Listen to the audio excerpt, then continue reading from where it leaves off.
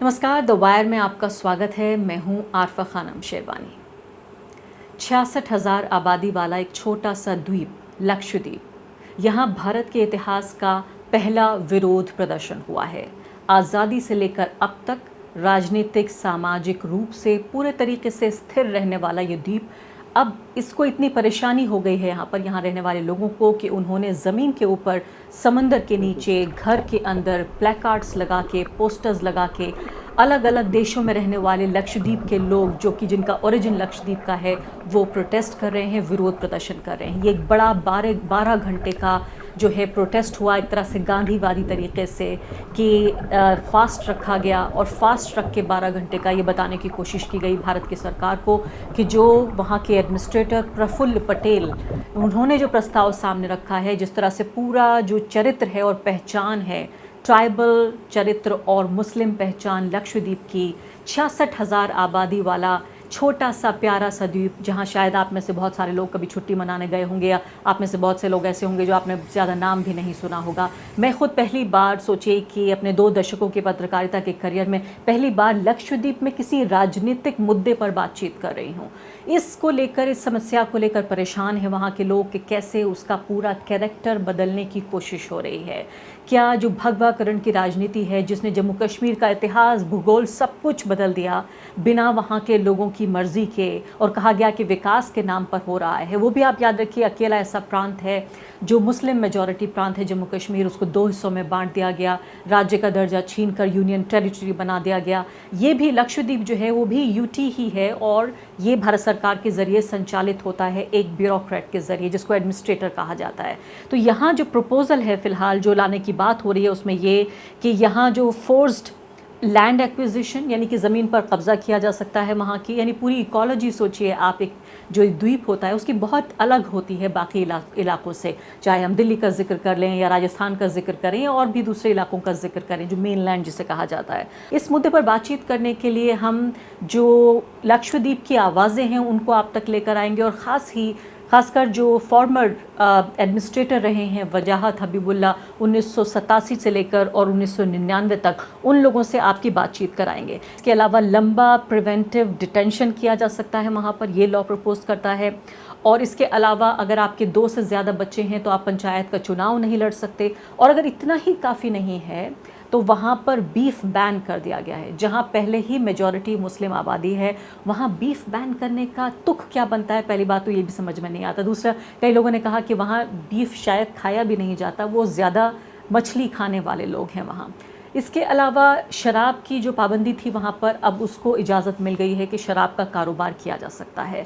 अब यहाँ सवाल ये पैदा होता है कि पहले जो जम्मू कश्मीर है उसके राज्य के दर्जे से खिलवाड़ करने के बाद दिल्ली की बारी आई, किस तरह से उसके संवैधानिक अधिकार छीने गए, और अब उसके बाद लक्षद्वीप की, कि कैसे लगातार एक मनमाने ढंग से, बड़ा ही आर्बिट्रेरी, और ये इसको लोकतांत्रिक तो कम से कम नहीं कहा जा सकता, क्योंकि जो लोकतांत्रिक हुकूमतें होती हैं, जो लोकतांत्रिक सरकारें होती हैं, वो कोशिशें करती हैं, बल्कि उनका ये धर्म है कि वो आम लोगों की मर्ज़ी के बग़ैर किसी भी तरह का कोई फ़ैसला ना लें।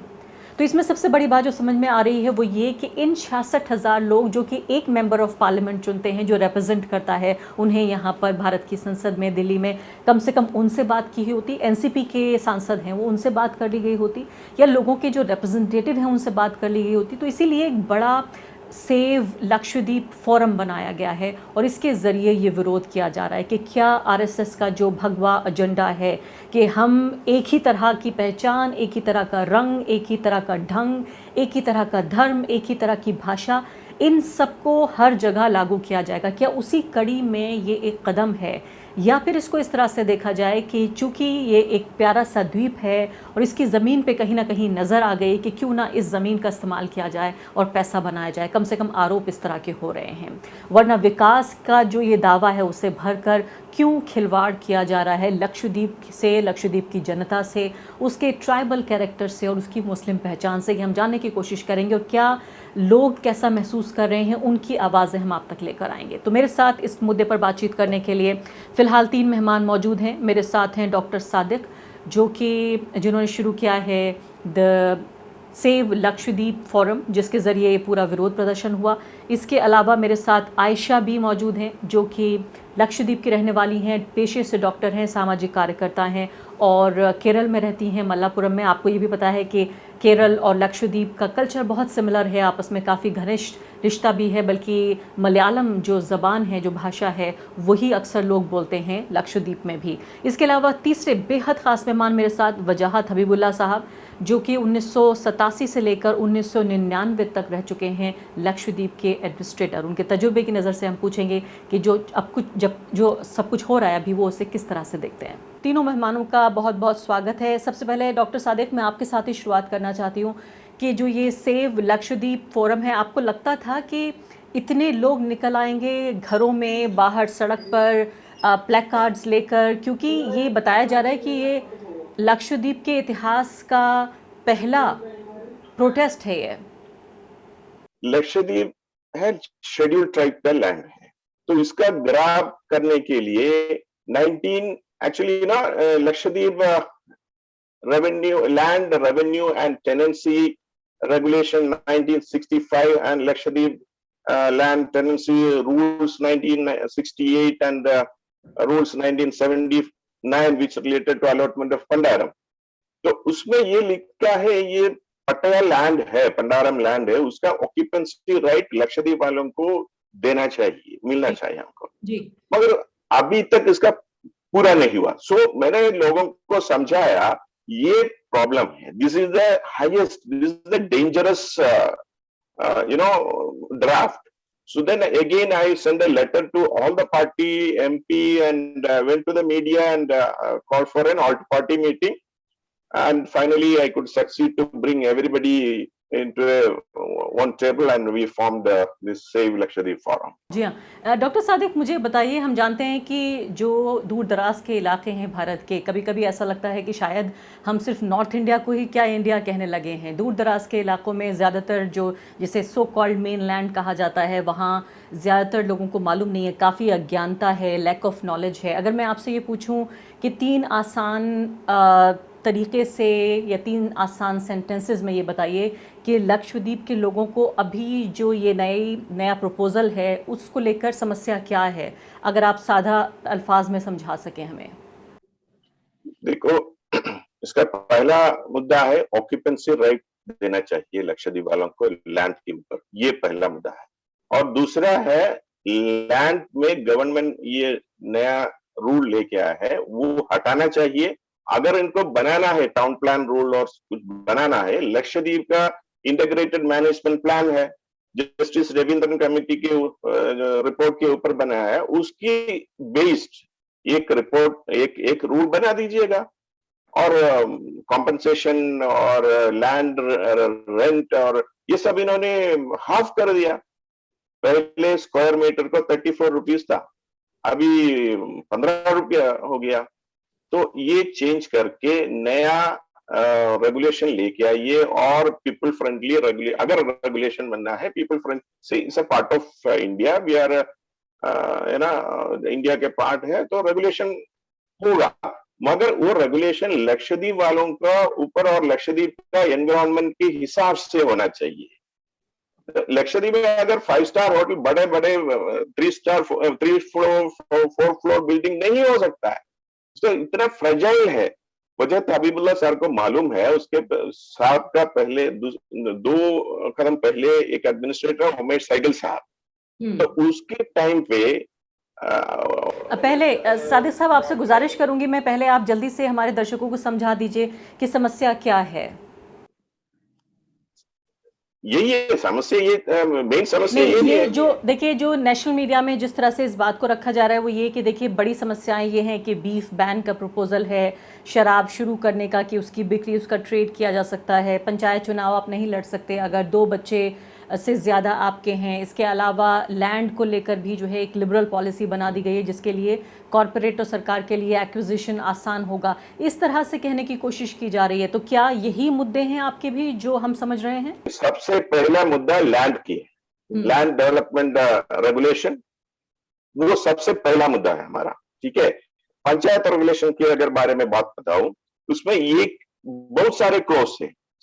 Government of India says decentralisation of power, मगर इस रेगुलेशन में कह रहा है centralisation of power to the administrator. तो उसमें ये अभी पंचायत का इतने सारे पावर है, वो निकलने का और हटाने का फ्लो से उसके बारे में कोई बात नहीं कर रहा है। चलो, दो बच्चे का मुद्दा है, तो हमारा वो स्टैंड ये है, अगर पार्लियामेंट में और सारे असेंबली में और सारे इंडिया के पंचायत में अगर ये रूल लेके आ जाएगा तो ठीक है, कोई बात नहीं है। फिर क्यों सिर्फ पंचायत में क्यों है, ये हमारा स्टैंड है। ठीक है, उसके ज्यादा प्रॉब्लम उसका पावर का है, पंचायत पावर। मैं वापस लौटती हूँ आपकी तरफ और पासा में ठीक है मैं वापस लौटती हूँ।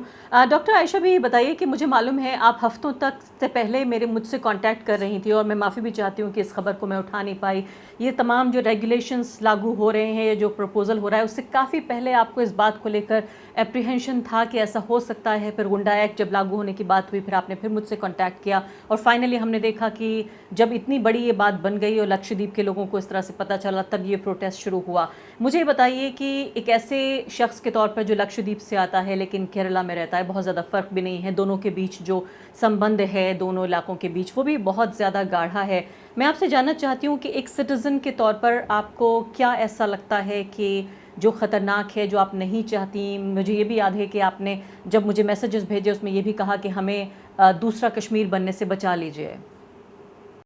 हाँ जी, I think from January onwards I started messaging you about Lakshadweep and I was हम बहुत परेशान थे इस वजह से, क्योंकि like it's true that I don't live there, but then my heart beats for my land, no? So ये परेशानी थी कि like इन्होंने like it's like fascism come corporatism. To put it simply ऐसे बोल सकते हैं कि like this Praful Kodabhai Patel is a politician and he is a BJP politician, and we know like how BJP is ruling India. We have been witnessing all these atrocities ever since 2014. So this BJP man, when he entered,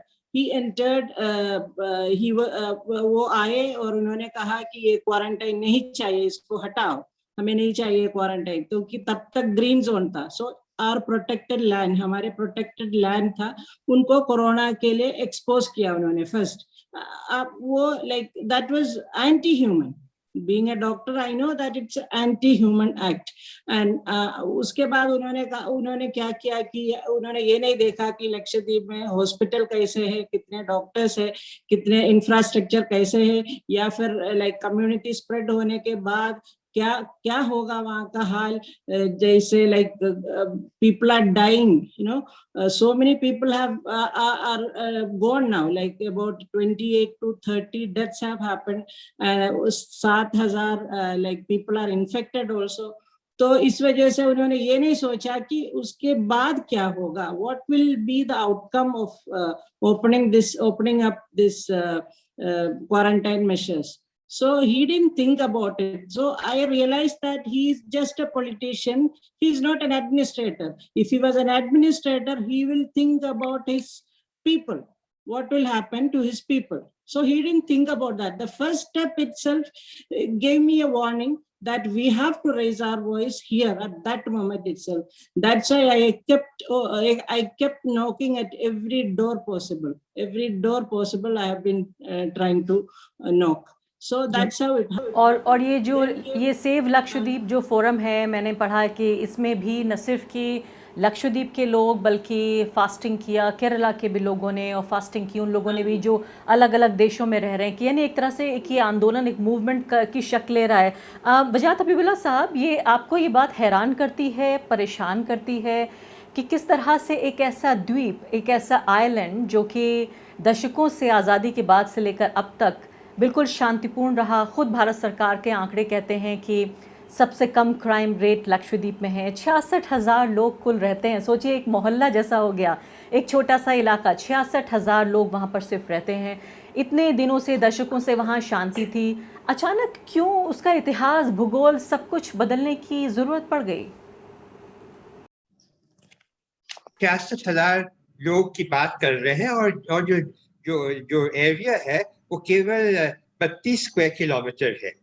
जजीरे कई हैं लेकिन 10 ही जजीरे हैं जिसमें आबादी है, और वो सारा 32 स्क्वायर किलोमीटर की जगह है, का एरिया है, और उसमें हाईवेज वगैरह की बात तो फजूल है। लेकिन इसमें यह है कि जाहिर है आपने मुझसे पूछा कि मुझे परेशानी हो रही है।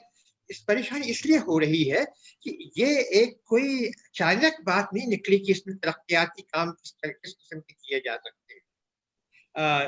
जब ये वजीर आजम राजीव गांधी थे तब उन्होंने एक आइलैंड डेवलपमेंट अथॉरिटी सेटअप किया, क्योंकि उस जमाने में ये एहसास हुआ हुकूमत हिंद को कि ये जो जजीरे हैं इनके यहाँ तरक्याती काम अलग से होंगे, वैसे तरक्याती काम नहीं हो सकते हैं जैसे मेनलैंड में हो सकते हैं। अभी अभी जो कलेक्टर साहब हैं वो कहते हैं, चाहते हैं कि जैसे मेनलैंड में तरक्की हुई है वैसे यहाँ भी होनी चाहिए। ये तो हो नहीं सकता है। क्यों नहीं हो सकता है? क्योंकि एक तो जजीरे जो है वो एक मखसूस, एक खास किस्म के उनकी इकोलॉजी है, और ये भी नहीं कहा जा सकता कि अंडमान के जो जजीरे हैं और लक्षद्वीप के जो जजीरे हैं वो एक जैसे हैं। लक्षद्वीप के जजीरे जो हैं ये कोरल इकोलॉजी है, और जो अंडमान के हैं दीज आर वोल्केनिक आइलैंड्स। तो यहाँ जो तरक्याती काम होंगे इधर और वहां के, इनमें भी फर्क होने की जरूरत है, की आवश्यकता है। एक किस्म का मंसूबा बन नहीं सकता है, और इसीलिए वहां जैसे अभी इन्होंने डॉक्टर सादिक ने बताया कि मखसूस एक डेवलपमेंट प्लान बनाया गया है लक्षद्वीप के लिए और अंडमान के लिए अलग अलग से मखसूस डेवलपमेंट प्लान बनाए गए हैं, जो हिंदुस्तान के लीडिंग एक्सपर्ट्स के जरिए बनाए गए हैं। स्टडीज की इंस्टीट्यूशन जैसे institute of national institute of oceanography जैसे जो नेशनल इंस्टीट्यूशन, इन्होंने जाके वहां स्टडी किया है। वहाँ अच्छे से अच्छे आर्किटेक्ट्स जो हैं भारतवर्ष के, रोमी खोसला, रविंदर भान, चार्ल्स कुरिया, इन्होंने बनाए हैं वहां जो मकान बने हुए हैं। कॉलेजेस, हॉस्पिटल, वहां राजीव गांधी स्पेशलिटी हॉस्पिटल है, वहां सब कुछ बना हुआ है। असल में बात मुझे ये लगती है, आपने आयशा भी वगैरह ने कहा कि किसी की पार्टी क्या है, वो भी होगी बात, लेकिन ये जो कमजोरी है, ये जो इस वक्त प्रशासक तैनात किए गए हैं, जिनका नाम बताया गया है प्रफुल्ल पटेल जी ने, यह पार्ट टाइम प्रशासक है, और ये कभी कभी आते हैं जजीरों में। जैसे बताया गया, उनके आने से कोविड भी आ गया एक ऐसे इलाके में जहां कोविड था ही नहीं। तो खैर, एक तो ये नुकसान हुआ, लेकिन ये लापरवाही, बगैर जाने, बगैर पूछे, बगैर समझे हुए कि यहाँ यहाँ की क्या क्या समस्याएं हैं, उनका क्या हल निकाला जाए, उन्होंने एक के बाद एक रेगुलेशन बनाना शुरू कर दिए। और ईच वन ऑफ देम, जैसे अभी आयशा भी ने बताया कि पहले तो रेगुलेशन, ये जो क्वारंटीन के रेगुलेशन थे वो सारे विथड्रॉ कर लिए। उसका नतीजा यह कि कोविड आ गया। लेकिन बाकी भी जो रेगुलेशन निकाले हैं, अभी सादिक साहब ने जो लैंड रेगुलेशन के बारे में खास तौर से कहा, लेकिन बाकी भी जो रेगुलेशन है उनकी जरूरत ही क्या थी? बिल्कुल, लेकिन कौन से वजह साहब, मोबाइल एनिमल्स पाले जाते हैं कि आपको ये बैन करने की जरूरत है?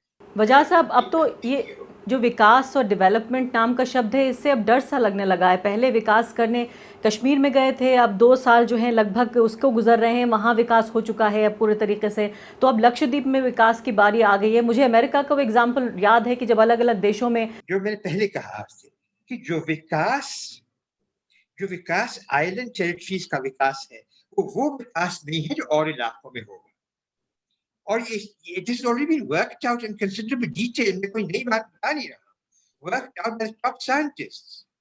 उस वक्त सन 88-79 में एक specialised group, professor MGK Menon, leading environmentalist of this country, एक डेलीगेशन लेके गए थे मालदीव्स स्टडी करने के लिए कि यहाँ तरक्याती काम, विकास के काम जो हुए हैं, ये अप्लाई हो सकते हैं लक्षद्वीप में कि नहीं। और वापस आके उन्होंने कहा, और वो तो बहुत लंबी बात है, मैं उसमें तफसील में नहीं जाऊंगा, तो आपने जाके कहा कि no it should be avoided, उसकी वजूहात भी है। लेकिन इधर जो विकास का काम है, आप कहते हैं विकास नहीं हुआ, अभी विकास ला रहे हैं भाई। वहां हर एक आइलैंड में ऑल्टरनेटिव सोर्सेज ऑफ एनर्जी है, सोलर पावर है, हर एक घर में रेन वाटर हार्वेस्टिंग है। आप बताइए कितने गांव है भारतवर्ष में? रेगिस्तान में बताया कितने लैंड है जिनमें रेन वाटर हार्वेस्टिंग फैसिलिटी है? लक्षद्वीप में हर एक घर में, हर एक जजीरे में सोलर पावर है। बताइए कितने इलाके हैं हिंदुस्तान में? अगर परसेंटेज ऑफ सोलर पावर आप देखिए, Lakshadweep is the highest in the country, much more than even Gujarat.